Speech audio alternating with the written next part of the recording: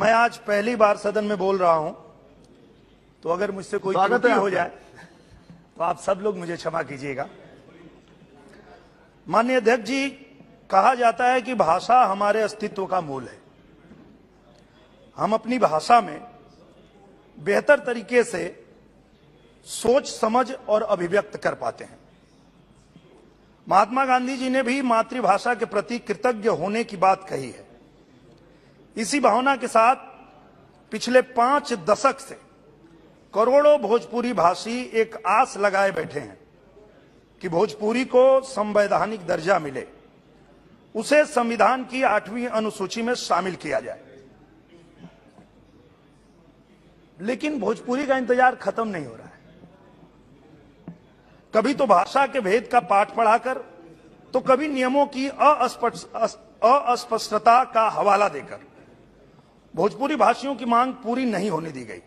अध्यक्ष जी, भारत से अलग मॉरिशस की पहल पर यूनेस्को ने भोजपुरी संस्कृति के गीत गौनई को सांस्कृतिक विरासत का दर्जा दिया, लेकिन पहले के केंद्र की सरकारों ने कभी कोई ठोस प्रयास नहीं किया।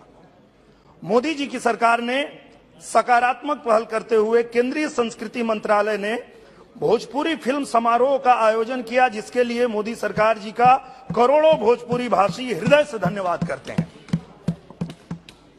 सभी जानते हैं कि भोजपुरी भाषा की यह लड़ाई 1967 से जारी है। 1960 में पहली बार इसके लिए बिल लाया गया। तब से अब तक संसद में इसे लेकर 18 प्राइवेट मेंबर बिल भी आ चुके हैं। कई आंदोलन भी हुए। 16 देशों में बोली जाने वाली भाषा, जिसकी जड़ें लगभग 1000 साल पुरानी है, जिसको भारत से बाहर कई देश स्वीकार कर चुके हैं, जिसको यूनेस्को सम्मान दे रहा है, क्या इस भाषा को अपने देश में संवैधानिक दर्जा का हक नहीं है? अध्यक्ष जी, हमें उम्मीद जगी थी 2012 में एक प्रस्ताव पर भाषण देते हुए गृह मंत्री श्री पी चिदंबरम जी ने भोजपुरी में कहा था, हम रउआ सबके भावना के समझता नहीं। हम मानसून सेशन में भोजपुरी को मान्यता देने के लिए बिल लाएंगे, लेकिन तत्कालीन सरकार ने हमारी उम्मीदों पर पानी फेर दिया। अध्यक्ष जी, तत्कालीन गृह मंत्री ने सदन में आश्वासन देकर अपने बात से पीछे हट गए और भोजपुरी के सम्मान के लिए उन्होंने कुछ नहीं किया। अब मोदी जी की सरकार है जो असंभव को संभव करने के लिए जानी जाती है। मुझे पूरा विश्वास है कि अब तक जो संभव नहीं हो पाया वो मोदी जी की सरकार में जरूर संभव होगा।